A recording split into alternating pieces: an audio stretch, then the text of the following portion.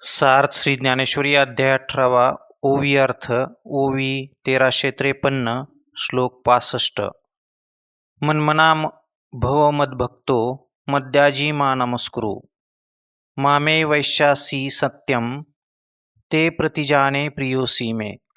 श्लोकार्थ तू माझ्याच मध्ये माझे मन आहे असा हो, माझाच भक्त हो, माझे यजन पूजन करणारा हो, मलाच नमस्कार कर. मी तुला सत्य प्रतिज्ञा करून सांगतो, तू मलाच येऊन पोचशील, कारण तू मला प्रिय आहेस.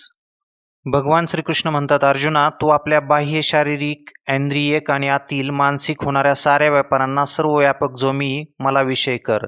तो माझ्या प्राप्त्यर्थच कर. वायू ज्याप्रमाणे सर्व बाजूंनी आकाशास मिळालेला असतो, त्याप्रमाणे तू सर्व कर्मामध्ये माझ्याशीच मिळून एकत्व निश्चय ठेवून राहा. तू आपले मन माझे एकट्याचेच राहण्याचे स्थान कर आणि तू आपले कान माझ्या गुणांचे स्वरूपाचे श्रवणाने भरून ठेव.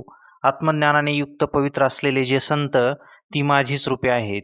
त्या संताच्या ठिकाणी जशी कामिनीवर कामुकाची दृष्टी प्रेमाने लुब्ध होऊन पडते, तशी तुझी दृष्टी पडू दे.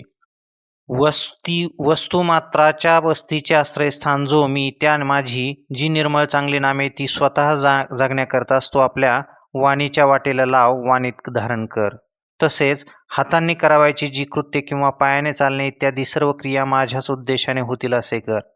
आपल्यावर किंवा दुसऱ्यावर उपकार करून उपयोगी पडणाऱ्या अशा ज्या ज्या क्रिया तू करशील, त्या माझ्या ठिकाणी अर्पण करून अर्जुना, त्या यज्ञाने तू माझा चांगला याज्ञिक हो. मद्भक्ता हा. आता एक एक अशी किती गोष्टी शिकू, तर तू आपल्या ठिकाणी सेवक भाव बांधून घेऊन इतर जे जे काही दृष्टीस पडेल ते सर्व हे मद्रूप आहे असे समजून त्यास सेवा करण्यास योग्य समजून त्याची सेवा कर. माम नमस्कुरू. मग प्राणीमात्रांच्या ठिकाणचा द्वैतभाव अर्थात भूतद्वेष नाहीसा होऊन सर्वत्र मीच व्याप्त आहे असे तुझ्या अनुभवास येईल. मग सर्वत्र नम्र होऊन नमस्कार करण्याला मीच काय तो एकटा उर्वरित राहीन. एवढ्याने माझा अत्यंत आश्रय अति जवळीक तुला प्राप्त होईल. असे झाल्यावर मग या सर्व भरलेल्या जगात तिसरेपणाची गोष्ट नाहीशी होऊन तुम्हास देवभक्तास अगदी एकांत होऊन राहील. त्यावेळी वाटेल त्या स्थितीत पाहिजे त्यावेळेस मी तुला व तू मला भोगशील असे अत्यंत वायते सहज सुख वाढेल. आणि अर्जुना, प्रतिबंध करणारे तिसरेपण विद्याभास ते नाहीसे झाले म्हणजे तू तत्वतः मद्रूपच आहेस असे जाणून शेवटी मलाच प्राप्त होशील. जल आटून नाहीसे झाल्यावर जलात पडलेल्या प्रतिबिंबाला मूळ आपल्या बिंबाशी ऐक्य पावण्यास येत असताना काही हरकत प्रतिबंध आहे काय? तसेच वारा आकाशास मिळत असताना किंवा लाटा समुद्रास मिळत असताना कुणीच अडथळा असतो काय? म्हणून तू आणि मी असा हा जो भेद तो देहादी उपाधी भेदामुळे दिसतो आहे, त्या भेदाचा विचाराने देहादी उपाधी निरासाने निराश झाल्यावर तू मद्रूपच होशील. या माझ्या बोलण्यामध्ये मी म्हणतो तसे होईल न होईल अशी शंका कदाचित घेशील, पण तशी शंका घेऊ नकोस. या बोलण्यात जर काही अन्यथा असेल तर तुझीच शपथ. परंतु अशी कल्पना करशील की तुझी आण वाहिली म्हणजे मी मोकळाच राहून परिणाम तुझ्यावर होईल असे नाही. तुझी शपथ वाहणे आपली शपथ वाहण्यासारखे होय, म्हणजे केवळ आपल्या आत्मलिंगास हात लावणेच होय. परंतु प्रीतीची जातच अशी आहे की ती मनुष्यास कसलीही लाजेची आठवण होऊ देत नाही. जो सर्व वेदांचा वेद्य वैदिक गम्य आहे, जो निष्प्रपंच आहे व जो निर्भेद अद्वैत रूप आहे व ज्यांच्या सत्तेनेच हा सर्व जगदाभास खरोखर दिसतो व ज्यांच्या आज्ञेची अशी सामर्थ्यरूप शक्ती आहे की ती काळालाही जिंकते, तो मी देव सत्यसंकल्प असून जगाच्या हिताविषयी बापाप्रमाणे कळकळ बाळगणार आहे. असे जर आहे तर मी शपथ वाहण्याचा आग्रह प्रयत्न का करावा असे तुला वाटेल. परंतु अर्जुना, तुझा जो मला अतिशय छंद लागला आहे त्या वेदाने मी आपली देवपणाची विरुद्ध चिन्हे टाकली आहेत. त्या तुझ्या वेदाने जवळजवळ भक्त जीवत झाल्यामुळे अर्धा झालो आहे व तुला माझा छंद लागून त्या वेदाने तू पूर्णपणे देवत झाल्यामुळे तू सगळा झाला आहेस. हे धनंजया, राजाही आपल्या कार्याकरिता जसे प्रधानादी आपले पदरची मंडळी बरोबर त्यांचा आपल्यावर विश्वास बसण्याकरता आपली शपथ वाहतो, तसाच हा माझा शपथ वाहण्याचा प्रकार आहे. त्यावेळेस अर्जुन म्हणाला, देवा, हे आचाट भलतेच बोलणे आहेत, ते आपण बोलू नये. बोलावयाचे प्रयोजन नाही. केवळ तुमच्या नमस्कारानेच आमची सर्व कार्य सिद्धीत जातात. असे असूनही यावर आपण आम्हाला ज्ञान सांगता आणि ते सांगताना त्याच्यावर आमचा विश्वास बसावा म्हणून शपथही वाहता, या आपल्या विनोदाला काही पार आहे काय? कमलवनाला सूर्याचा यत्किंचित एक प्रकाश किरण जरी प्राप्त झाला तरी तो त्या कमलवनास विकसित करण्यास पुरेसा आहे. तरी पण सूर्य इतका उदार आहे की तो त्या कमलाचे निमित्त करून आपला सर्वच प्रकाश नित्य देत असतो. मेघ हा संपूर्ण पृथ्वी निवून समुद्रही भरले जातील एवढी थोर पर्जन्यवृष्टी करतो खरे, त्या मेघवृष्टी करण्यास चातक त्याची तृष्णा निवृत्त करणे हा केवळ निमित्त मात्र असतो. म्हणून हे कृपानिधे, तुमच्या औदार्याला सीमा नाही, परंतु त्यास मी एक म्हणावयास निमित्त मात्र झालो नाही का? देवा, तुमच्या ज्ञानदानात प्राप्ती आत्मलाभ होणारे आहे असे मला वाटते. तेव्हा देव म्हणाले, आता ही स्तुती करण्याचे काही कारण नाही, ती पुरे कर. परंतु तुला जो उपाय सांगितला आहे या उपायाने तू खरोखर मद्रुपतेसच प्राप्त होशील. हे धनंजया, मीठ समुद्रात पडल्यावर विराव्यास लागते. जो जो क्षण जाईल तो ते अधिकच विरेल. परंतु भिन्नपणाने उरण्याचे त्या मिठाच्या खड्याला काही कारण आहे काय? तसे सर्व प्रकारे सर्वत्र माझे भजन केले असता व सर्व मत्स्वरूप होऊ लागले असता सर्वत्र मीच आहे अशी तुझी बुद्धी झाली म्हणजे अहंकार समूळ नाहीसा होऊन तू मद्रूपच होशील. या प्रकारे कर्मापासून तो वैराग्यदीद्वारा ज्ञानाने माझी आत्मत्वाने प्राप्ती होईपर्यंतचे उपायाचे प्रकार स्पष्टपणे तुला सांगितले ऐक. कारण हे पंडुसुता, पुन्हा त्या थोडक्यात असे की अगोदर सर्व कर्मे ईश्वरार्पण करावीत असे केले असता सर्व ठिकाणी तुला माझी प्रसन्नता प्राप्त होईल. नंतर माझ्या प्रसादाने माझे स्वरूप विषय ज्ञान सिद्धीत जाईल, त्यास प्राप्त होईल व त्या ज्ञानाने माझ्या शुद्ध स्वरूपी निश्चय करून त्यास मिळता येईल. मग पार्था, त्या माझ्या स्वरूपात मिळाल्यानंतर साध्य व साधन ही लय पाहून नाहीशी होतात. फार काय सांगावे, असे झाल्यावर तुला काही स्वभिन्न असे वा कर्तव्य उरणार नाही. तुझ्याबद्दल असे सांगायचे की तू आपली सर्व कर्मे सर्व काळ मला अर्पण केलीस, म्हणून ही माझी प्रसन्नता आज तुला मिळाली आहे. म्हणून त्या प्रसन्नतेच्या बळाने हा युद्धाचा प्रसंग तुला ज्ञान सांगण्याच्या आड प्रतिबंध म्हणून अडचण करण्यास येत नाही, असा मी तुला एकदम भाळलो वश झालो आहे. गीता या नावाने गीतेत जे दृष्टांत व युक्ती यासह आपले जे ज्ञान तुला सांगितले त्या ज्ञाने करून प्रपंच भेदासह अज्ञान नाहीसे होईल व मी जो एकमेवा द्वितीय तो तुला गोचर आत्मत्वाने अपरोक्ष रूपाने प्राप्त होईल. तुला मी आपले जे ज्ञान नाना प्रकारे करून सांगितले त्या ज्ञानानेच धर्माधर्माला प्रसवणारे मूळ कारण आहे. जे अज्ञान ते तू सर्व टाकून दे. सर्व धर्मांना परित्यज्य मामेकम शरणम व्रज अहम त्वा सर्व पापेभ्यो मोक्ष इष्यामी मा शुचाः. श्लोक 66. अन्वयार्थ. सर्व धर्म व अधर्म या दोहींचाही परित्याग करून केवळ मलाच शरण ये. तुला सर्व पापांपासून सोडवीन, शोक करू नकोस.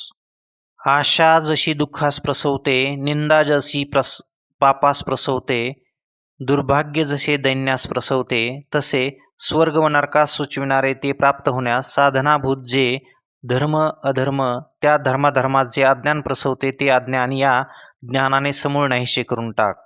ज्या दोरीवर सर्पाचा भ्रम झालेला असतो ती दोरी हातात घेऊन प्रत्यक्ष ज्ञानाने जशी सर्प भ्रमाची निवृत्ती करावी अथवा झोपेच्या त्यागाने स्वप्नातील प्रपंच घरदार सुद्धा टाकून द्यावा, अथवा कावीळ रोगाने टाकल्यावर म्हणजे तो रोग नाहीसा झाल्यावर चंद्राचा भासणारा पिवळेपणाही जसा नाहीसा होतो, अथवा व्याधी दूर झाल्याने तोंडाचा कडूपणा नाहीसा होतो. अर्जुना, दिवस मावळल्यानंतर मृगजळ जसे आपोआप नाहीसे होते किंवा काष्टाच्या त्यागाने जसा अग्नीचाही त्याग होतो, तसे मिथ्या धर्माधर्मास भासविणारे मूळ कारण जे अज्ञान त्या अज्ञानास त्यागून सर्व धर्म मात्रांचा त्याग कर.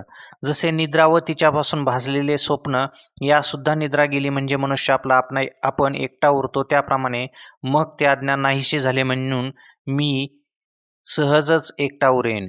असा माझ्या एकट्याशिवाय त्याला भिन्न भिन्न दुसरे असे काही उरत नाही. मग तो मीच आहे अशा ज्ञानाने तेथे माझ्या स्वरूपी अनन्य होतो. आपल्यापणाचा भेद न ठेवून जे माझे एकत्व जाणणे त्याचेच नाव मला वास्तविक शरण येणे आहे असे आहे.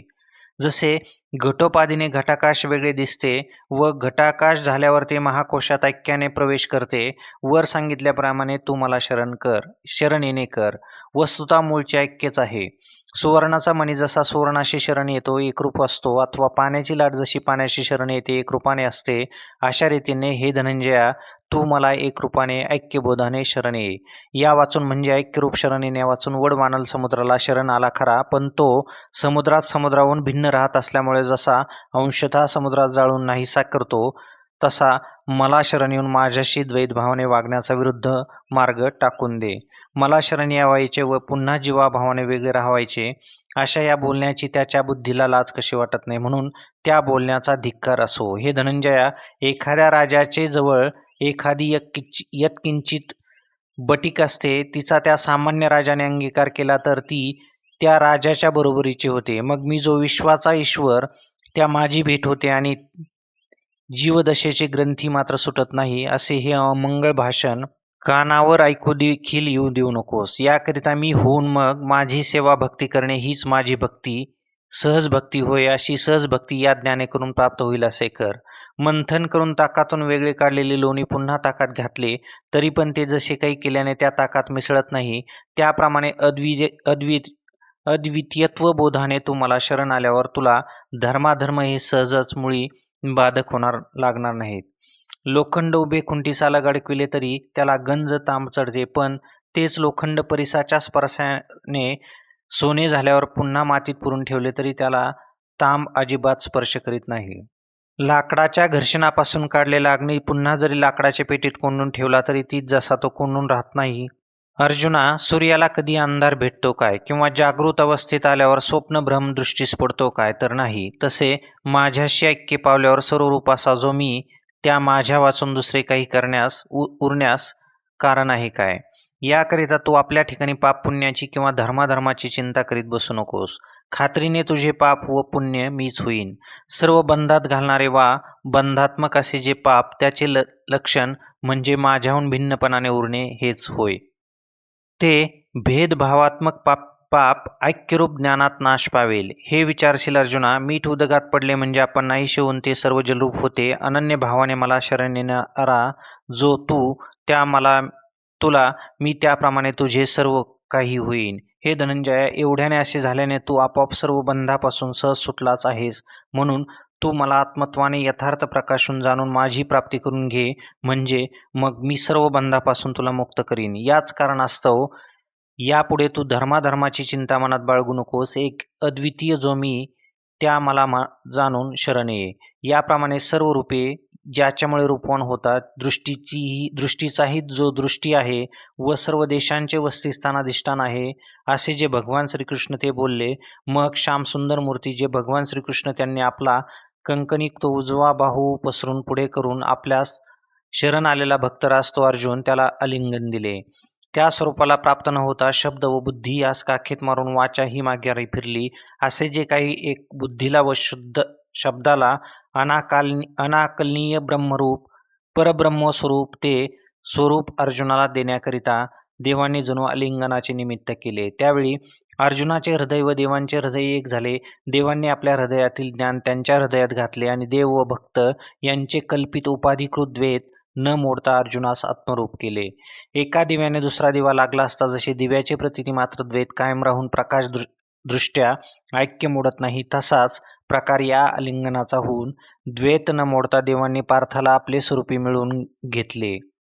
त्यावेळेस त्या अर्जुनाला त्या आनंदाच्या सुखाचा जो पूर आला, त्या पुरात भगवान जरी सर्व व्यापक सर्व श्रेष्ठ असले तरी तेही बुडून राहिले. जेव्हा समुद्रात समुद्र मेळाव्यात जातो, ते मिळणे एका बाजूस राहते व पाणीच दुप्पट वाढते.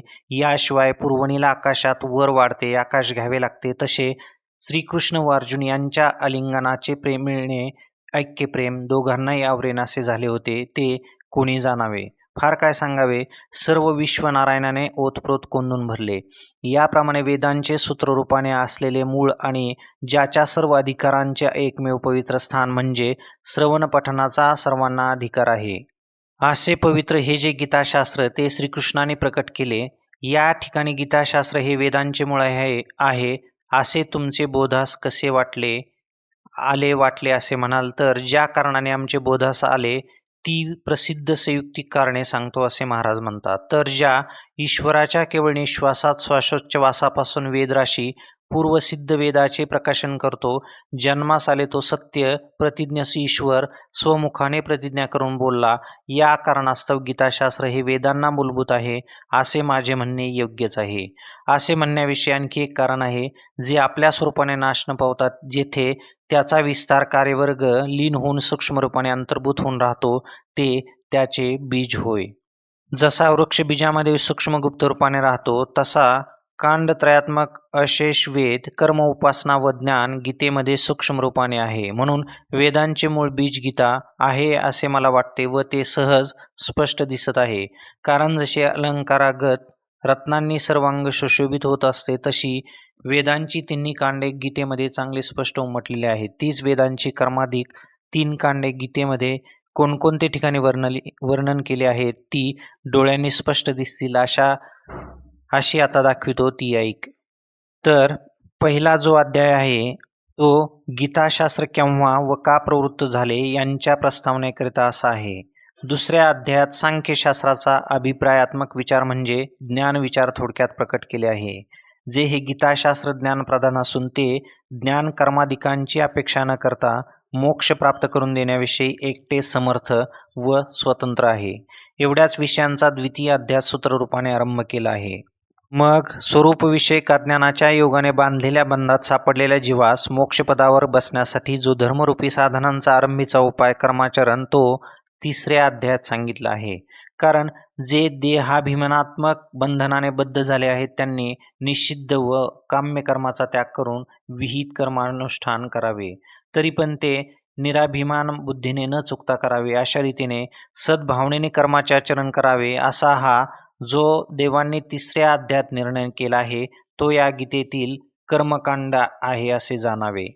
त्या नित्यनैमित्तिक कर्माचे आचरण केले असता ती अज्ञानापासून खात्री कशी सोडविणारे अज्ञाननाशक होतील अशी इच्छा झाली असता व बद्ध हा मोक्षत्वाच्या पायरीला आला असता, तीव्र मोक्ष इच्छावान झाला असता, त्याच्याकरिता ती सर्व कर्मे ब्रह्मार्पण बुद्धींनी करावीत असे देवांनी सांगितले आहे. अर्थात ते असे की काया वाचा मन यांच्याद्वारा जी जी विहित कर्मे निर्माण होतील केली जातील ती सर्व कर्मे एका ईश्वर प्रसन्नतेकरताच करून ईश्वरार्पण करावी असे देवांनी सांगितले.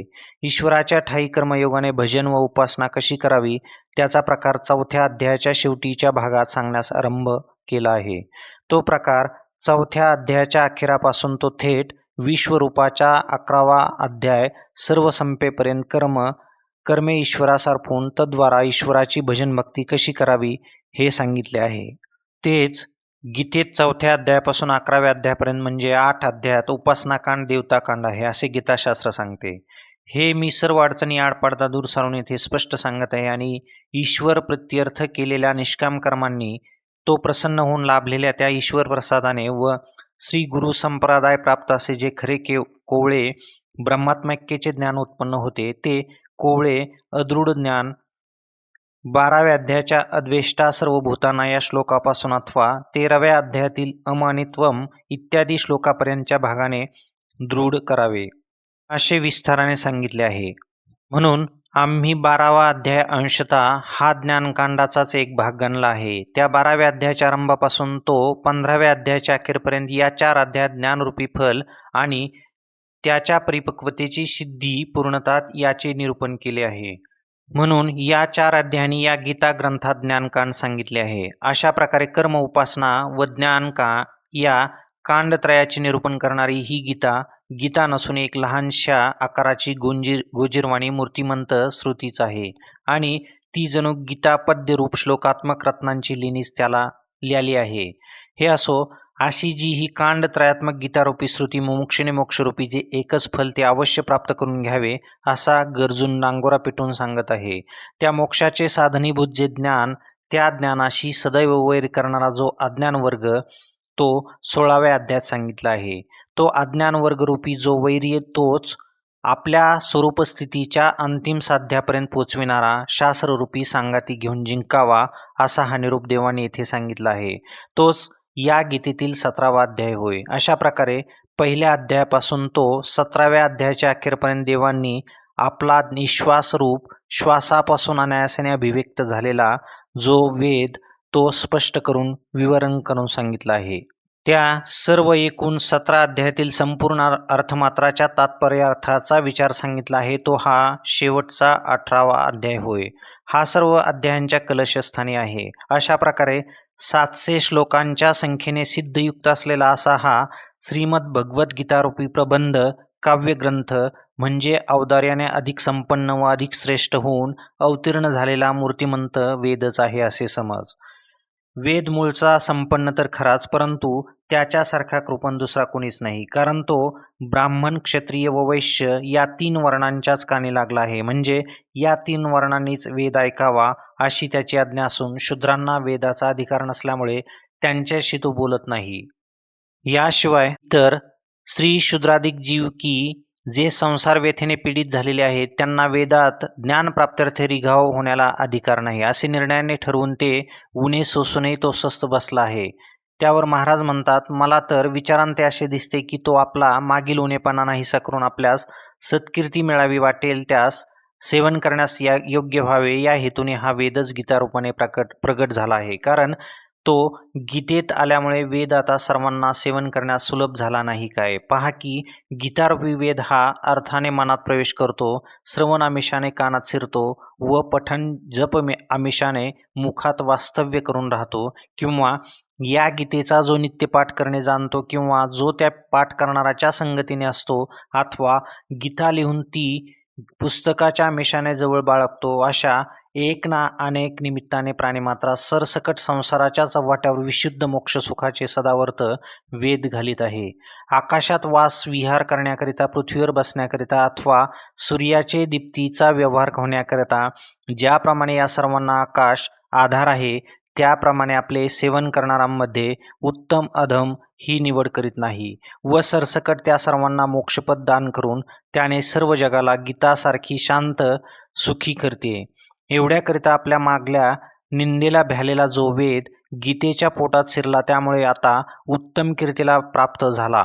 म्हणूनच वेदांचे सुसेवन करण्यास फल प्राप्त करून देण्यास योग्य अशी ही जी मूर्तिमंत श्री गीता ती स्वतः श्रीकृष्णांनी अर्जुनाला सांगितलेली आहे खरी, परंतु वासराचे प्रीतीमुळे गाईला दूध लाभणारे दुभते सर्व घरादाराच्या उपयोगास येते, सुख मिळते. त्याप्रमाणे अर्जुनाच्या निमित्ताने सर्व जगाचा उद्धार झाला. चातकांची कळकळ दया मनात बाळगून मेघ पाणी धावून येतो म्हणजे वृष्टी करतो. त्या दृष्टीने सहजच चराचरात्मक सर्व जग जसे शांत होते अथवा एकनिष्ठ अशा कमलाला प्रफुल्लित करण्याकरता वारंवार सूर्य उदयास येतो खरा, परंतु तेवढ्याने त्रिभुवनातील सर्व प्राण्यांच्या डोळ्यांना सहजच प्रकाश मिळाल्यामुळे सुख होते.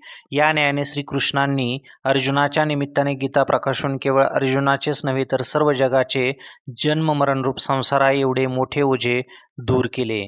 सर्व शास्त्ररूपी रत्नांचे तेज या 3 लोकात प्रकट करणारा लक्ष्मीपती जो श्रीकृष्ण त्याचे मुख हेच कोणी आकाश, त्या आकाशामध्ये गीताशास्त्र हाच कोणी एक सूर्य उगवला नाही काय. व जो अर्जुन या गीतारूपी ज्ञानाला पात्र झाला व सर्व जगाला ज्या अर्जुनाने गीताशास्त्र रूपी आवार घातले तो अर्जुन ज्या कुलात जन्मास आला ते कुळ पवित्र व धन्य होय.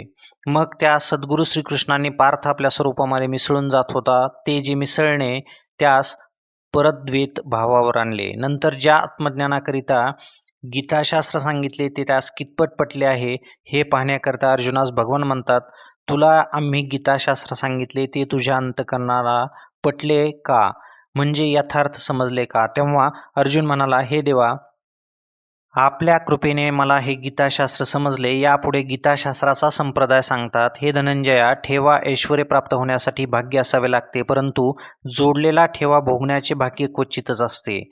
ऐश्वर्याचा उपभोग कसा घ्यावा हे एखाद्यास समजते, जोडलेले ऐश्वर्य प्राप्त होऊन कसे नाहीसे होते याविषयी भगवान उपपत्ती सांगतात. जसे क्षीरसागरा एवढे निरुपम विरजले न जाणारे दुधाचे भांडे मंथन करीत असता देवदैत्यांना कितीतरी श्रम पडले बरे. पुढे त्या केलेल्या श्रमांनाही फळ आले. त्यातून निघालेले जे अमृत तेही दृष्टीने पाहिले, परंतु त्या अमृताचे जतन करण्यास ते चुकले. तेथे अमरत्व प्राप्त व्हावे म्हणून जे अमृत वाढले तेच राहू दैत्यास मरणास प्राप्त कारण झाले. तेव्हा प्राप्त झालेल्याचा भोग कसा घ्यावा ही युक्ती जर ज्ञात कळलेली नसेल तर जोडलेल्या लाभाचा असा उलट परिणाम होतो. नहुष राजा यज्ञाधिक कष्टमय आचरण करून स्वर्गाचा अधिपती इंद्र झाला खरा, परंतु तेथे कसे वागावे अर्थात वागणुकीची पद्धत न समजल्यामुळे भांबावून जाऊन तो चुकला व सर्पत्व जातीविशिष्ट योनीस प्राप्त झाला. म्हणून हे धनंजया, तू बहुत पुण्य केलेस, त्यामुळे आज सर्व शास्त्रांचा राजा जे गीताशास्त्र ते मला सांगण्यास व तू ऐकण्यास योग्य अधिकारी झाला आहेस. तर याच शास्त्राचा जो वागण्याचा संप्रदाय आहे तो स्वीकारून समजून घेऊन मग शास्त्रार्थाप्रमाणेच तू त्याचे अनुष्ठान कर. एरवी अर्जुना, संप्रदायाविना जर या शास्त्रार्थाचे तू अनुष्ठान करू लागशील तर अमृत मंथनासारखा परिणाम होईल. हे किरीटी, गाय उत्तम धड मिळाली तरी तिचे दूध तेव्हाच पिता येते की जेव्हा तिची धार काढण्याची हातवटी माहीत असते. तसे सद्गुरूही प्रसन्न होतील व त्यांच्यापासून शिष्याला खरोखर विद्याही प्राप्त होईल, परंतु तिचे अनुष्ठान संप्रदायपूर्वक गुरुसेवा करून केले तरच ती फलद्रूप होईल, नाहीतर व्यर्थ होईल. म्हणून हे गीताशास्त्र प्राप्त करून घेण्याचा जो योग्य संप्रदाय आहे तो मी आता सांगतो,